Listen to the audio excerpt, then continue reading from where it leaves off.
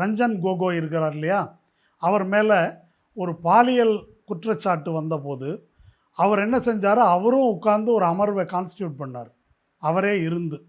அப்போ அது கடுமையான விமர்சனத்துக்கு உள்ளானது. குற்றச்சாட்டே உங்கள் மேலே தான், நீங்களே தான் இவங்க இந்த பஞ்சாயத்து இவங்க பண்ணுவாங்க அப்படின்னு நியமிக்கிறீங்களே, இது என்ன முறை என்ற கேள்வி அன்றைக்கு உச்சநீதிமன்றத்தின் மூத்த வழக்கறிஞர்களால், ஓய்வு பெற்ற நீதிபதிகளால் எழுப்பப்பட்டது. கோகோயாவது இவங்க விசாரிப்பாங்கன்னு சொன்னார், இவர் நானே விசாரிக்கிறேன்றார். ப்ராசிக்யூட்டரும் நான் தான், ஜட்ஜும் நான் தான், அப்படி இருக்க முடியுமான்றது தான் என்னுடைய கேள்வி. அது ஒரு பக்கம் இருக்கட்டும், விஷயத்துக்கு வருவோம். சவுக்கு சங்கரும் வாஞ்சிநாதனும் ஒன்றா? வாஞ்சிநாதனை பற்றி அந்த மரியாதைக்குரிய நீதியரசர் வேறு ஏதாவது சொல்லி அவர் காட்டமாக பேசியிருந்தால் கூட எனக்கு ஒன்றும் பிரச்சனை இல்லை. ஆனால் கோழைன்னு சொன்னது தான் ஒரு பெரிய ஜோக். அது உண்மையிலே ஒரு நகைச்சுவையாக தான் நான் எடுத்துக்கிறேன்.